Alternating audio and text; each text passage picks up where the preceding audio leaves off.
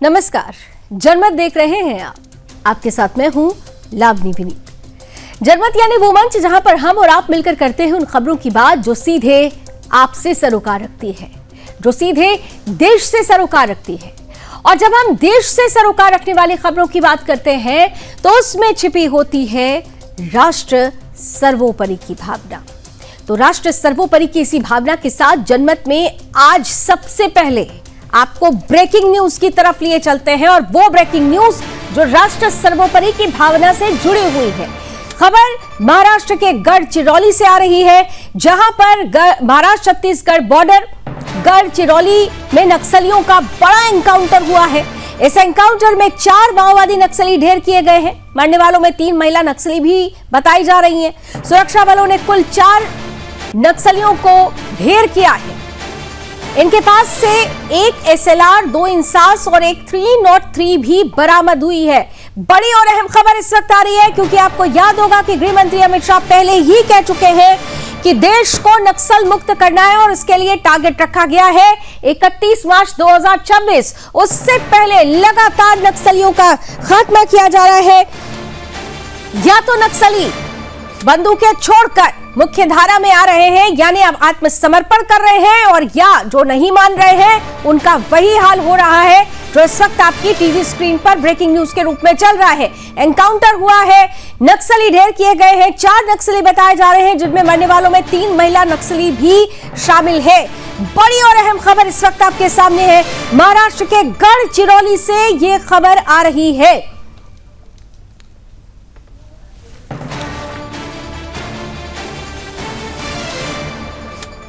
और Chhattisgarh bureau chief Yogesh Mishra इस वक्त जुड़ चुके हैं हमारे साथ ज्यादा जानकारी लेकर। योगेश, महत्वपूर्ण यह है कि पहले ही सरकार ने ये स्पष्ट कर दिया है कि किसी भी हाल में 2026 तक भारत को मुक्त करना है नक्सलियों से, और इस कड़ी में ये एनकाउंटर कितनी बड़ी सफलता।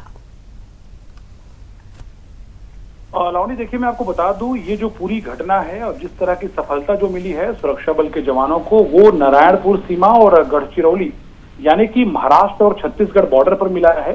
और सुरक्षा बलों को जानकारी मिली थी कि इस क्षेत्र में नक्सलियों की मौजूदगी है, जिसके बाद से C60 की 19 टीमें और CRPF Q80 की 2 टीमें, इनको बकायदा फॉरेस्ट एरिया में डिप्लॉय किया गया था, जिसके बाद से लगातार एनकाउंटर चला। और जानकारी ये मिल रही है कि जिस तरह की प्रारंभिक जानकारी है उसके मुताबिक 8 घंटे तक ये पूरी मुठभेड़ चली है लावनी। उसके बाद से 4 माओवादियों के शव, जिसमें एक पुरुष माओवादी है और 3 महिला माओवादी हैं, इनका शव जो है बरामद कर लिया गया है। इसके साथ में स्पॉट से जो है एक SLR राइफल, 2 इंसास राइफल और एक 303 राइफल बरामद किया गया है। और जैसा आपने कहा कि वाकई में 31 मार्च 2026 ये एक लक्ष्य तय किया गया है केंद्र और राज्य सरकारों के द्वारा कि जो सशस्त्र माओवाद है उसको पूरी तरह से 31 मार्च 2026 से पहले खत्म करना है। और इसी दिशा में चाहे वो छत्तीसगढ़ की बात हो लावनी, चाहे आंध्र प्रदेश की बात करें, चाहे महाराष्ट्र की बात करें, चाहे ओडिशा की बात करें, लगातार सुरक्षा बल के जवान समन्वय बना करके माओवादियों के विरुद्ध बड़ा शंखनाद यहाँ पर कर रहे हैं। बड़ा युद्ध यहाँ पे चल रहा है। और हम देख रहे हैं कि चाहे वो नक्सलियों के मारे जाने का आंकड़ा हो या फिर नक्सलियों के हथियार छोड़ के आत्मसमर्पण करने का आंकड़ा हो, वो पूरे छत्तीसगढ़ के साथ ही अन्य राज्यों में भी बहुत तेजी से बढ़ रहा है। इस बात को इंगित करता है कि सुरक्षा बल के जवान लगातार माओवादियों के मान में घुस करके उनको निशाना बना रहे हैं, उनको मारने में लगे हैं। और इसीलिए एक तरफ नक्सली जहां अपना हथियार छोड़ रहे हैं, वहीं दूसरी ओर बहुत बड़ी संख्या में नक्सलियों का सफाया भी छत्तीसगढ़, मध्य प्रदेश, महाराष्ट्र, ओडिशा, आंध्र प्रदेश में लगातार होता हुआ नजर आ रहा है। जी लावनी। योगेश, इन नक्सलियों से जुड़ी हुई कोई जानकारी और अगर मिल पा रही हो कि क्या ये जो 4 नक्सली मारे गए, जिनमें 3 महिला नक्सली भी शामिल हैं, ये किसी ओहदे पर थे, इनके बारे में अगर कोई डिटेल आपके पास हो तो साझा जरूर करें। देखिए, फिलहाल तो ये जहां ये पूरा ऑपरेशन चला है लावनी, उसके बाद से सुरक्षा बल के जवानों की जो टीमें हैं वो लगातार अपने कैंपों की ओर आ रही हैं। और चूंकि इस पूरे क्षेत्र में लगातार मूसलाधार बारिश हुई है, ऐसे में फिलहाल जब टीम वापस लौटेगी और जब शिनाख्ती होगी बॉडीज की, उसके बाद हो सकता है कुछ आंकड़े भी निकलकर सामने आए कि जिन माओवादियों को मार गिराया गया है उनके पास उनका रिकॉर्ड क्या है, या फिर कहीं उनके पास ऐसा तो नहीं है कि उनके ऊपर लाखों का इनाम रहा हो। क्योंकि पहले भी हमने देखा है कि जो लीड करने वाले लोग हैं छत्तीसगढ़ में विशेष रूप से नक्सलियों को, तो उनको भी सुरक्षा बल के जवानों ने बहुत बड़ी संख्या में यहाँ पर मार गिराया है। ऐसे में हो सकता है कुछ देर के बाद जब सुरक्षा बल के जवान जो ऑफिशियल्स हैं वो जानकारियां साझा करें। तो आखिर ये जो जिन माओवादियों को मार गिराया गया है, इनका बैकग्राउंड क्या है, किन किन माओवादी घटनाओं में इनकी संलिप्तता रही है, ये सारी जानकारियां जो है समय के साथ सामने आ जाएंगी। चलिए, बहुत बहुत धन्यवाद योगेश इस पूरी जानकारी के लिए, विस्तार से इस खबर को हमारे सामने रखने के लिए। तो कुल मिलाकर नक्सल मुक्त भारत बनाना है और यही वजह है कि लगातार जो कुख्यात नक्सली हैं उनका सफाया किया जा रहा है। सुरक्षा बलों को ये बड़ी कामयाबी मिली है। छत्तीसगढ़ महाराष्ट्र बॉर्डर पर ये जो नक्सली थे वो घात लगाकर बैठे हुए थे, जिन्हें सुरक्षा बलों ने खत्म कर दिया है। मुठभेड़ हुई और जिनमें 4 नक्सली ढेर हुए हैं, जिनमें 3 महिला माओवादी भी शामिल है। आगे की डिटेल्स इनसे जुड़े हुए कि इनका क्या बैकग्राउंड था, इससे जुड़े हुए डिटेल्स जैसे ही हमारे बीच होंगे हम आपके सामने रखेंगे। अब जनमत की प्रक्रिया को आगे बढ़ाते हुए, क्योंकि ये जन का मत है और जब हम जन के मत की बात करते हैं तो एक मत असम में भी साफ तौर पर सामने आया है कि किसी भी हाल में घुसपैठियों को बर्दाश्त नहीं किया जाएगा। धुबरी जिले में बांग्लादेश से लगी हुई सीमा पर शूट एंड साइट का ऑर्डर दुर्गा पूजा तक के लिए बढ़ा दिया गया है। ये वही धुबरी इलाका है जहां पर सबसे ज्यादा घुसपैठ का जिक्र पहले भी यहां पर किया जा चुका है। मुख्यमंत्री हिमंता बिस्वा शर्मा ने साफ कर दिया है कि हिंदुओं की सुरक्षा में कोई समझौता नहीं होगा। कट्टरपंथी उपद्रवियों को देखते ही गोली मारने का आदेश बरकरार रहेगा। ये वही धुबरी है जहां ईद के अगले दिन हनुमान मंदिर पर गौवंश के अवशेष फेंके गए थे और बांग्लादेशी संगठनों ने इस जिले को बांग्लादेश में मिलाने की साजिश रची थी, क्योंकि इस पूरे इलाके में सबसे ज्यादा बांग्लादेशी रोहिंग्या मुसलमानों की घुसपैठ है। तभी से ये कड़ा आदेश सरकार की तरफ से लागू किया गया है। लेकिन अब जब सरकार अवैध घुसपैठियों और जिहादी अतिक्रमण पर लगातार एक्शन ले रही है तो कांग्रेस और सेक्युलर ब्रिगेड बेचैन है। ये सोनिया राहुल के करीबी मानी जाती हैं सैयदा हामिद जैसे जो लोग हैं वो बांग्लादेशियों का खुलकर समर्थन कर रहे हैं। यहां तक कह रहे हैं कि अल्लाह की धरती सबकी है, फिर बांग्लादेशियों को क्यों निकाला जा रहा है। अब सवाल यह है कि इनसे जरा कोई पूछे कि अगर आपके घर में कोई जबरदस्ती घुस आए तो आप क्या करेंगे। कुछ ऐसा ही किया है इन घुसपैठियों ने।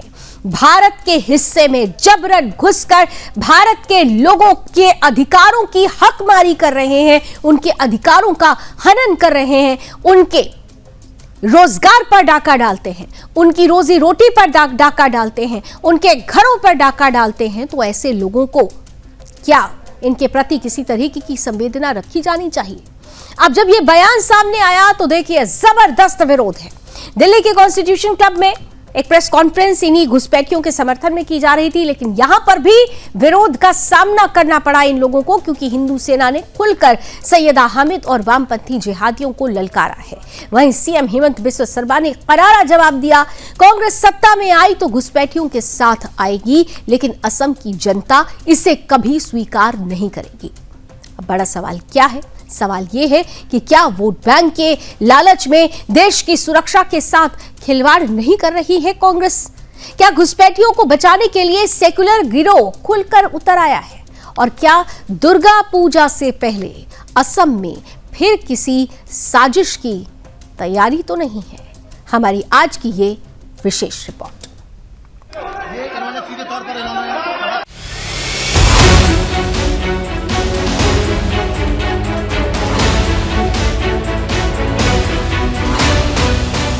बांग्लादेश से सटे असम के धुबरी जिले में पहले से लागू शूट एट साइट का ऑर्डर जारी रहेगा।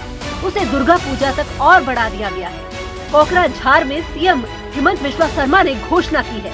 उन्होंने कहा कि धुबरी में हिंदू अल्पसंख्यक है, इसीलिए उनकी सुरक्षा के लिए एहतियात के तौर पर ये कदम उठाया गया है। साथ ही उन्होंने कहा कि कट्टरपंथियों से हिंदुओं की सुरक्षा की जिम्मेदारी सरकार की है, इसीलिए किसी भी उपद्रवी को देखते ही गोली मारने का आदेश है।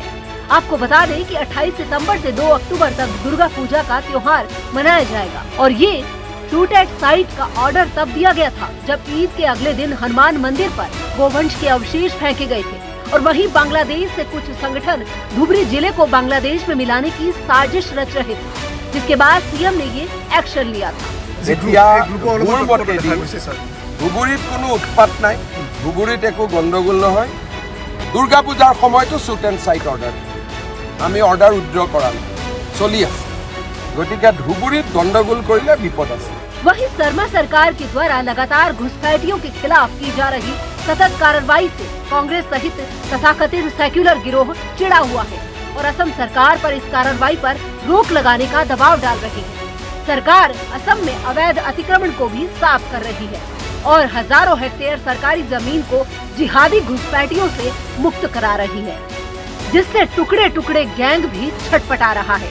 इस कार्रवाई को रोकने के लिए सैयदा हामिद, प्रशांत किशोर, हर्ष मंदर जैसे देश विरोधी लोग बांग्लादेशियों का समर्थन कर रहे हैं। सैयदा हामिद ने तो यहाँ तक कह दिया है कि सब अल्लाह की धरती है, तो भारत से बांग्लादेशियों को क्यों निकाला जा रहा है, जिसका जवाब सीएम हेमंत बिस्वा शर्मा ने दिया और कहा कि गांधी परिवार की घनिष्ठ सहयोगी सैयदा हामिद के बयान से एक बात साफ है, अगर असम में कांग्रेस आती है तो उनके साथ बांग्लादेशी घुसपैठिए भी आएंगे। सैयद हामिदा सोनिया गांधीर बान्धवी और डॉक्टर मनमोहन सिंगर दिन प्लेनिंग कमिशनर मेम्बार आछिल।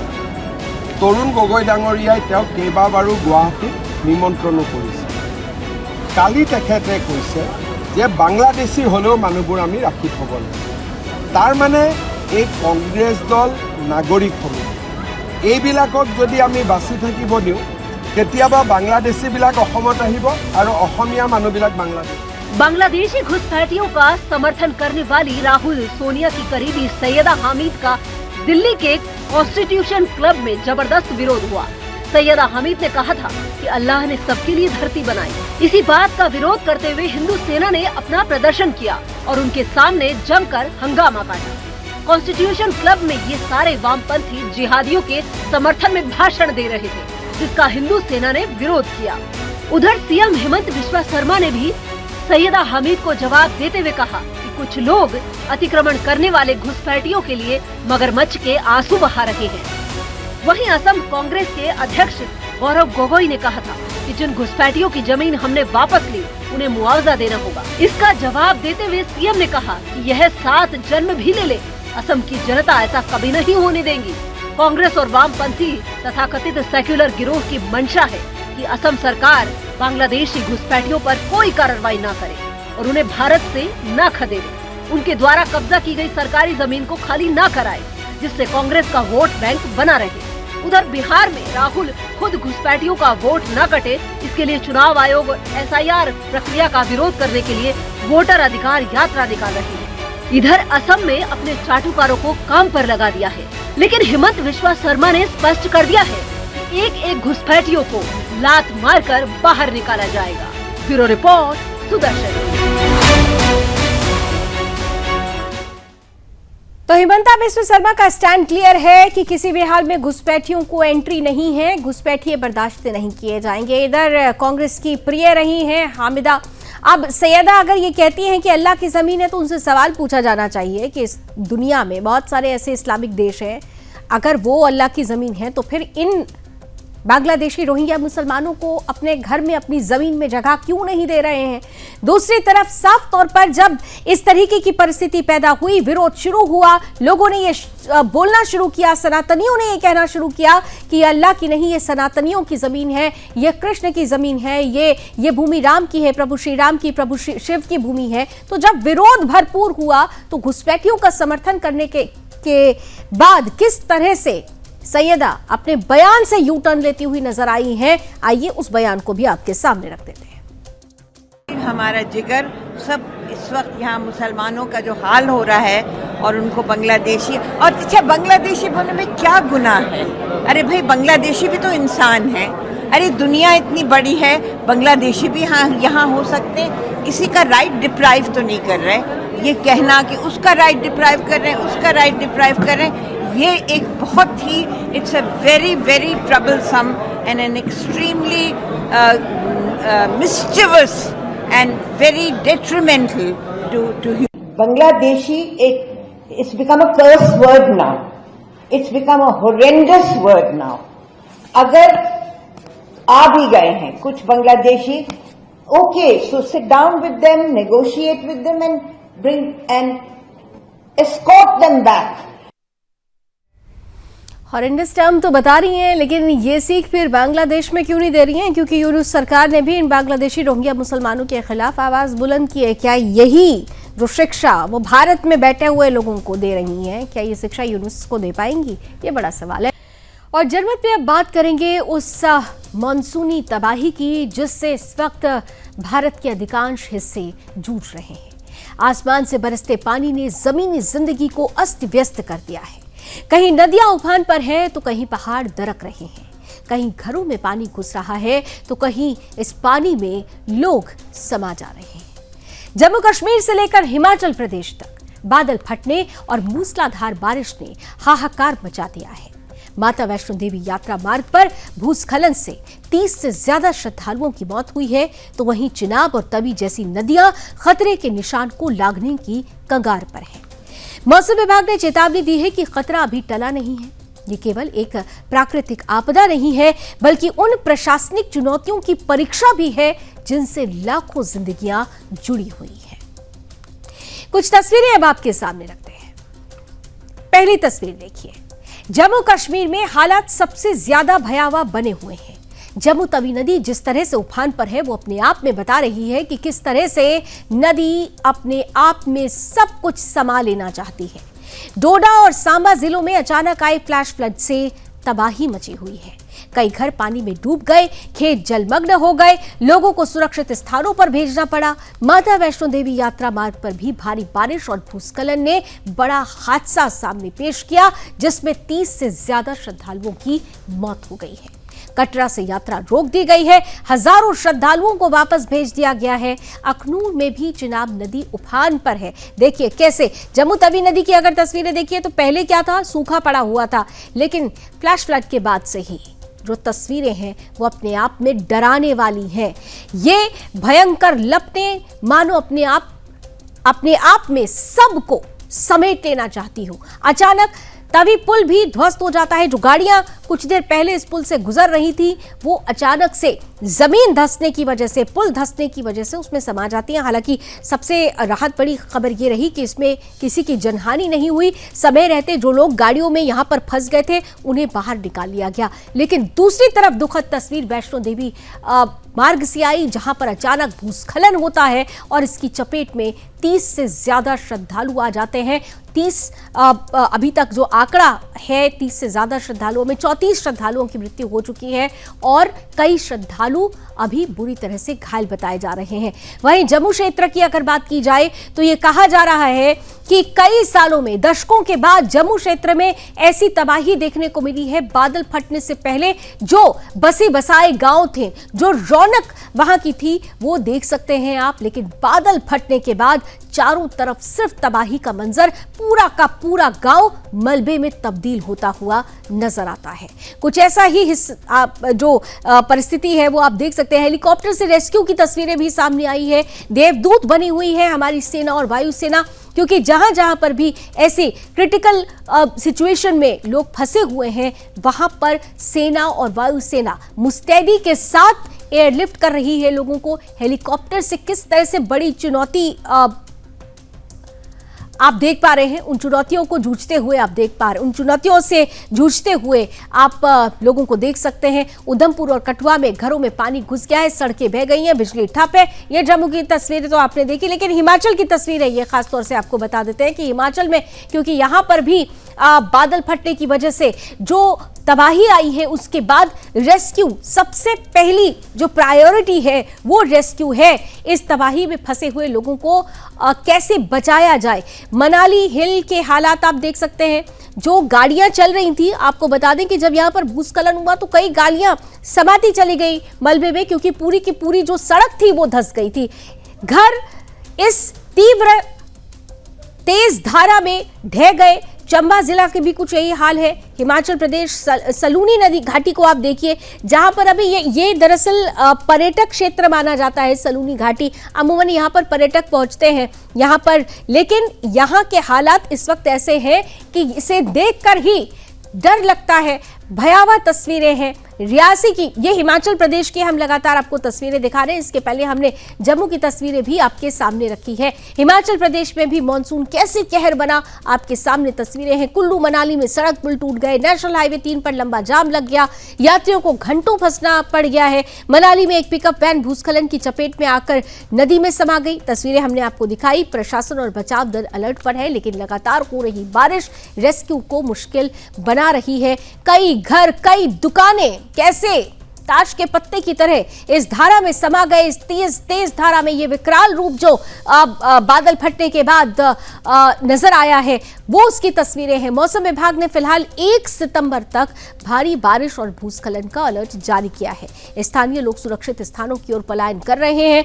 पहाड़ों की ये तबाही केवल हिमाचल तक सीमित नहीं रही है, बल्कि निचले इलाकों में भी बाढ़ का खतरा बढ़ा रही है। यानी जम्मू कश्मीर और हिमाचल प्रदेश में बारिश ने जो तबाही मचाई है, वो हमें याद दिलाती है कि प्रकृति के आगे इंसान कितना असहाय है। लेकिन प्रकृति का ये रौद्र रूप भी इंसान की वजह से ही है। प्रकृति को हमने नाराज किया और प्रकृति आज नाराज होकर हमें वो सजा दे रही है जो हमारी जान पर बनाई है। इस आपदा के बाद ये सोचना भी जरूरी है कि हमारी नीतियां और व्यवस्थाएं कितनी मजबूत है, ताकि हर साल बरसात का मौसम त्रासदी बनकर ना आए।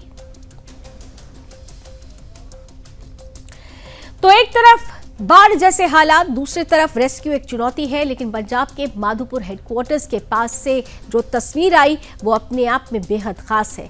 कल 22 सीआरपीएफ के जवान और 3 आम नागरिक पानी में फंस गए थे।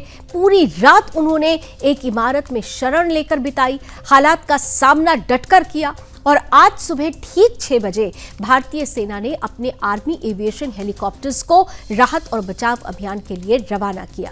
मुश्किल मौसम और चुनौतीपूर्ण हालात के बावजूद सभी फंसे हुए लोगों को सुरक्षित बाहर निकाल लिया गया है। और ये ऑपरेशन कितना महत्वपूर्ण था, इसका अंदाजा इसी बात से लगाया जा सकता है कि जिस इमारत में लोग शरण लिए हुए थे, वो उनके बाहर निकलते ही ढह गई। आप तस्वीरें देखिए, कितनी भयानक तस्वीरें हैं। भारतीय सेना का ये साहसिक कदम एक बार फिर ये प्रमाणित करता है कि संकट की घड़ी में सेना न सिर्फ सरहद पर, बल्कि हर परिस्थिति में लोगों की जान बचाने के लिए सदैव तत्पर रहती है। स्थानीय प्रशासन और सेना के तालमेल ने एक बड़ी त्रासदी को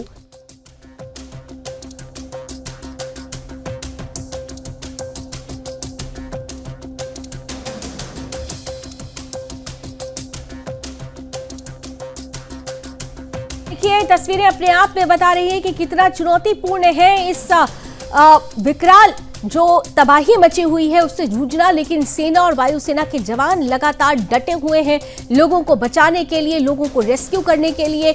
ये तस्वीरें अपने आप में बहुत सारे सवाल भी खड़े कर रही है। सवाल इस बात का कि क्या हम प्रकृति का अब भी उपभोग तो नहीं कर रहे, क्योंकि प्रकृति कहती है कि उपयोग करो, उपभोग नहीं। क्योंकि अब जब हम ज्यादा उपभोग करने लगते हैं तो प्रकृति माँ हमसे नाराज होकर वही सजा देती है जो इस वक्त आपकी टीवी स्क्रीन पर चल रहा है। हालांकि ये त्रासदी का समय है और ऐसे समय में सेना के जो जवान हैं वो देवदूत बनकर हर जगह पर, वो चाहे जम्मू कश्मीर हो या फिर हिमाचल प्रदेश हो या फिर उत्तराखंड हो, हर जगह जहां कहीं पर भी ऐसी बाढ़ और फ्लैश फ्लड जैसी स्थिति आ रही है, वहां पर सेना के जवान पहुंच रहे हैं और लोगों को सुरक्षित बचाने में लगातार अपना सहयोग और योगदान भी दे रहे हैं।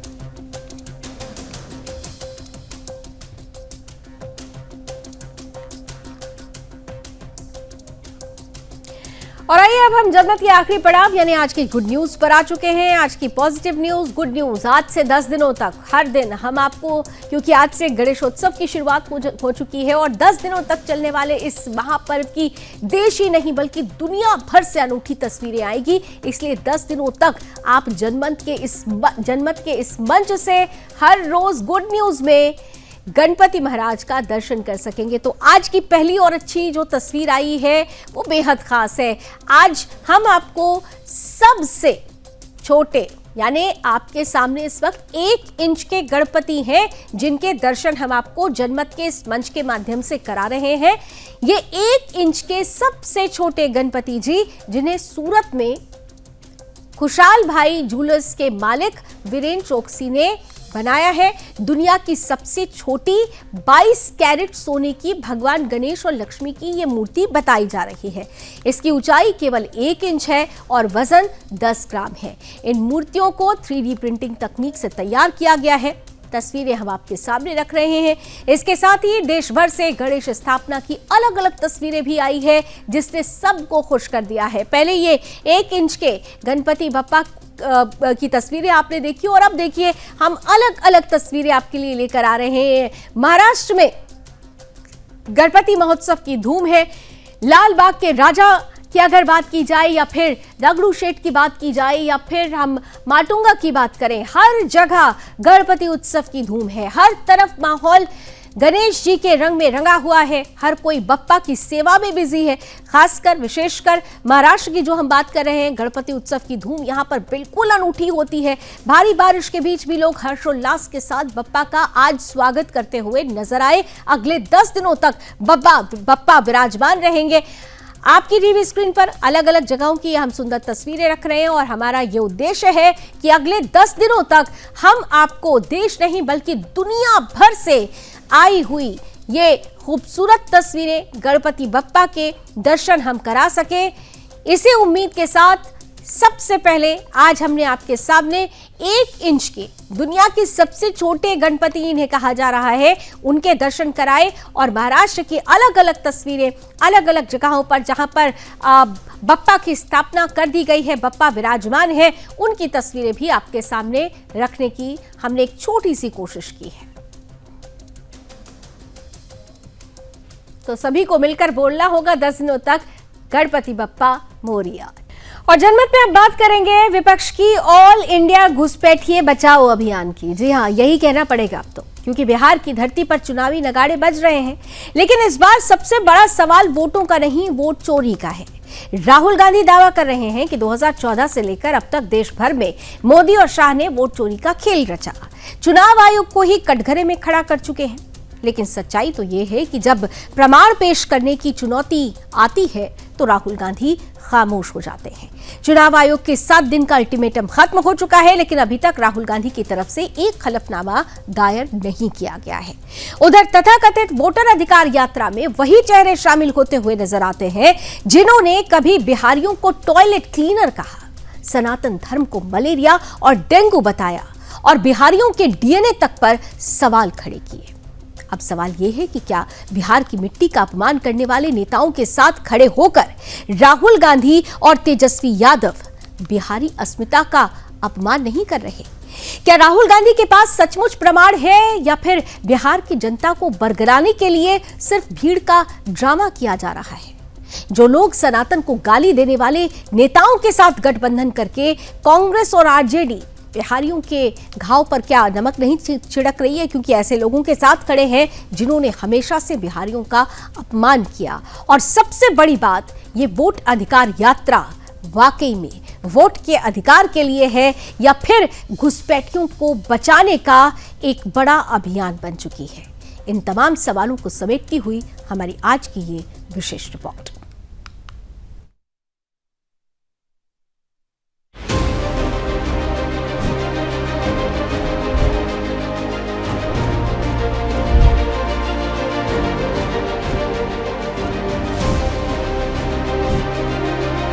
बिहार में विधानसभा चुनाव से पहले कांग्रेस नेता राहुल गांधी लगातार आक्रामक तेवर में है।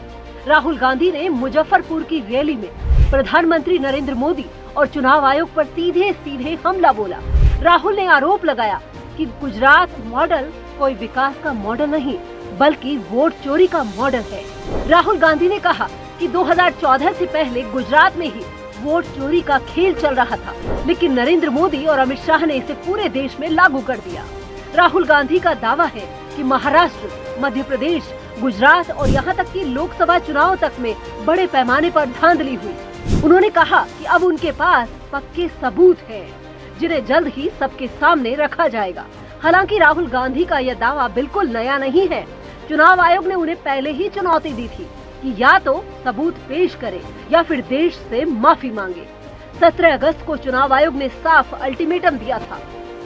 कि 7 दिन में हलफनामा पेश करे या आरोप वापस ले, लेकिन समय सीमा खत्म होने के बाद भी राहुल सबूत पेश नहीं कर पाए। यानी अब राहुल के पास सिर्फ 2 रास्ते बचे हैं, या तो सबूतों के साथ कोर्ट और आयोग के सामने जाए या फिर बेबुनियाद आरोप मानकर माफी मांगे। राहुल गांधी की वोटर अधिकार यात्रा का आज 11वां दिन है। तेजस्वी यादव पहले ही उनके साथ है।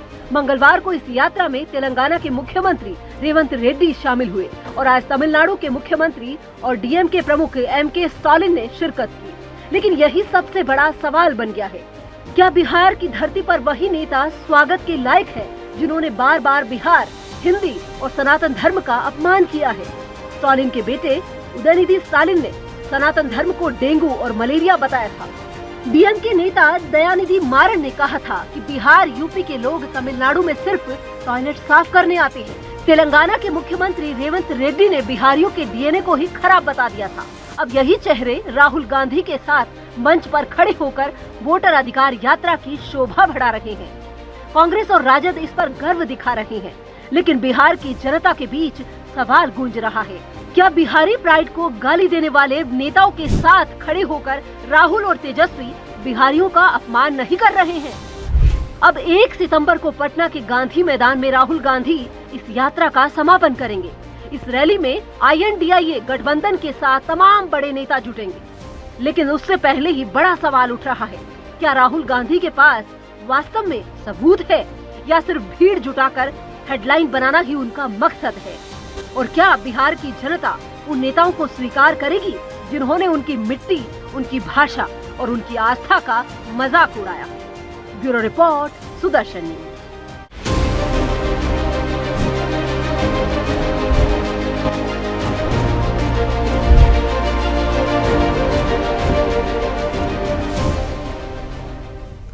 तो सवाल यही है कि जिन्होंने बिहारी प्राइड का अपमान किया हो, क्या बिहार की जनता उन्हें माफ कर पाएगी? सोचने वाली बात है। एक छोटा सा ब्रेक उस पार भी जारी है जनमत।